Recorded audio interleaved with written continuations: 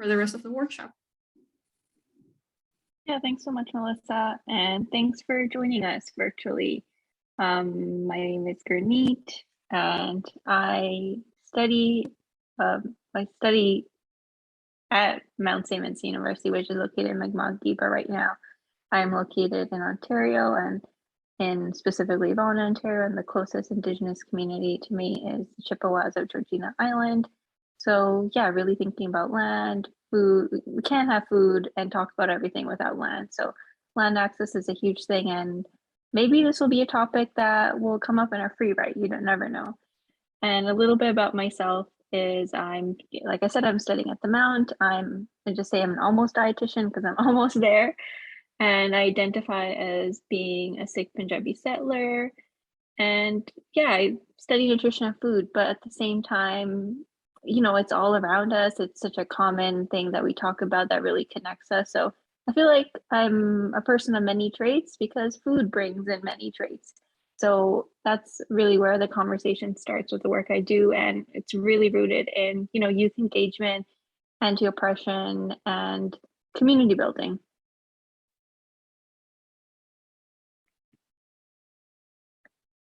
And this was just a little check-in to do if members feel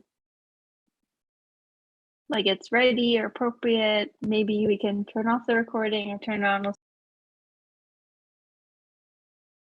Okay, so from our check-in, going into some terminology, I know throughout this whole week, there's probably been a lot of discussion about like food security, food justice, and there's a lot of definitions that sometimes are there. And I just wanted to make sure we just had them on paper before we get into some discussion to ground us. So these are three definitions.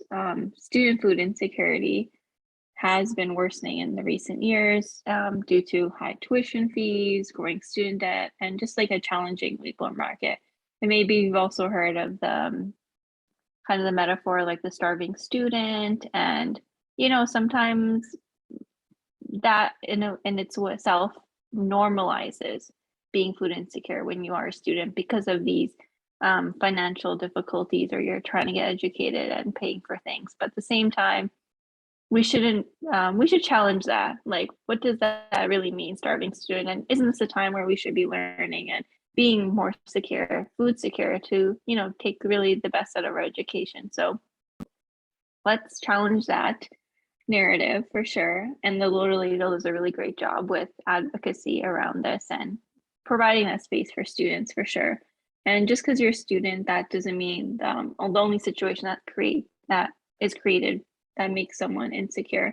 It's a lot of different insecurity, and sometimes individuals, there's also household and food insecurity. And that kind of goes back to like having inadequate or insecure access to food due to financial constraints. So at the same time, like in the greater sense of society, there is food insecurity, but also that kind of gets pocketed depending on the spaces you're in or discussions.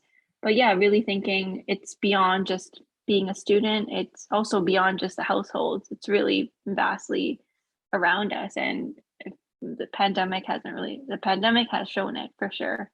And that's something worth writing about for sure. And, one thing that people have been also unearthing and but bringing forward as a way of, reimagining our future. And it really comes with justice, right? So when you think of like the social justice field, like that's the same with even food, right? That's where food justice comes from. So food justice is a holistic and structural view of the food system that sees healthy food as a human right and addresses structural barriers to that right.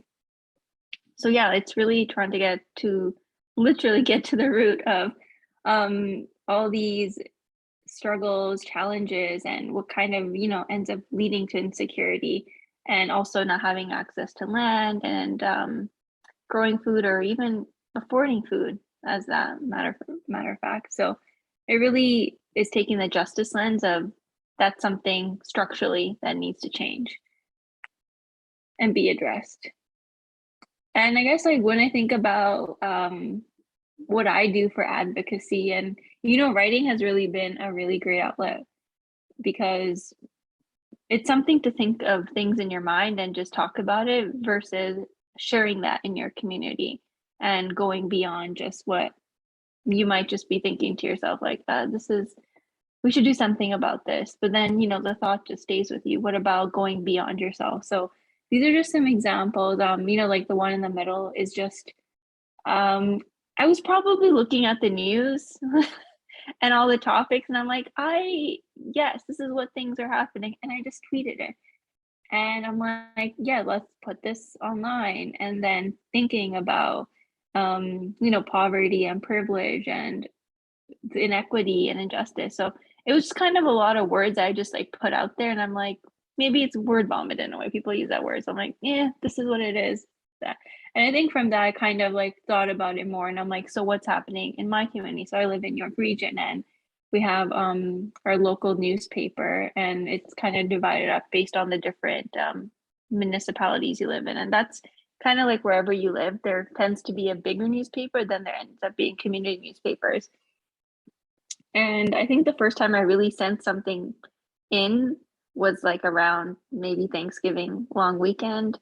And, just thinking about like, this is a holiday, and also there's a lot of reconciliation work that needs to happen on that end. But why is it always such a big deal of just donating food when it's a holiday? What about the rest of the year? And what about politics? So I wrote something in for that, and then it just kind of got published. And after I was reading, like I mentioned in our check-in, I was looking at the flyers, and I'm like, oh, that's me here. So I think ever since then, I just, have been sending things in on a whim. Sometimes I just like write in my little notepad, and I'm like, maybe this is worth sharing. So I feel like that's the number one thing I really want to get across this workshop is you have ideas worth sharing, and, definitely do it with your group of connections and social media, and even like take a leap of faith and send it into the newspaper, because you never know. It's worth like, getting out there and sharing and connecting. And I think this has also been really good for me to connect with my local politicians, or they're like, yeah, I know you post a lot of things on social media. They actually do check their social media, or at least their aides check their social media for things. So that's been like a really good outlet for communicating and getting the message across. Because I also believe if you don't see it in the news, you can make the news, and we all have the ability to make the news in that case. And I guess this might be another thing that maybe we'll pause the recording for, but just, yeah, an open question of, have you advocated for food security or justice? And, we can share in the chat or in mute. Yeah, so that was a great just primer for a check-in.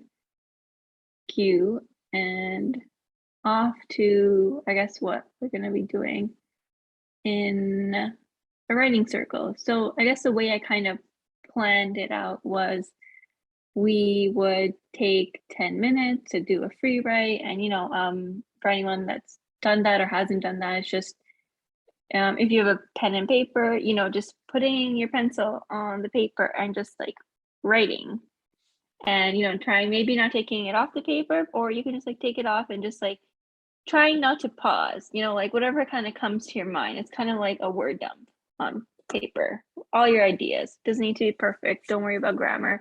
Another way to do it is you can do it in a Word document if you're on your laptop, or you can use this website, and it's actually pretty cool. You can actually download the stuff. I just have on the right hand side over here, there's like a little symbol of like a lotus, and you can download your document in different ways. You can also put pictures. So maybe sometimes that is nice to do afterwards. I'll paste it into the chat.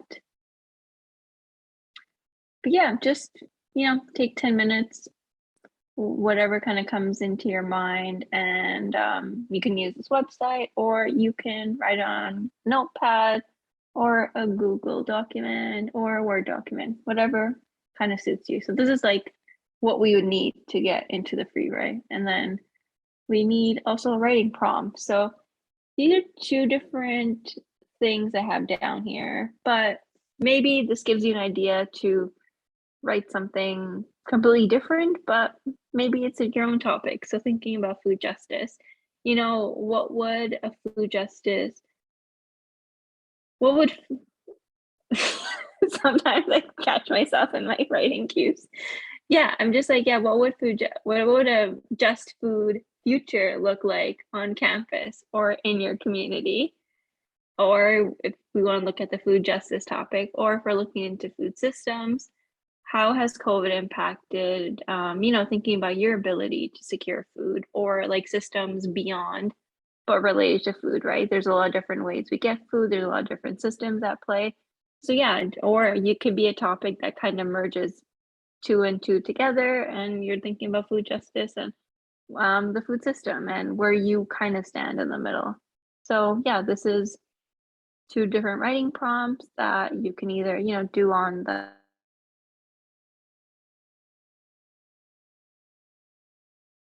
on a Word document or on paper for 10 minutes.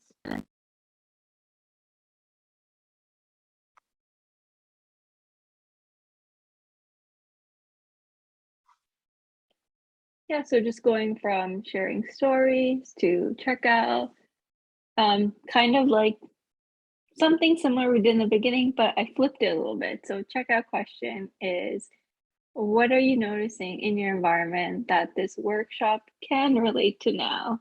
And we can get into that discussion.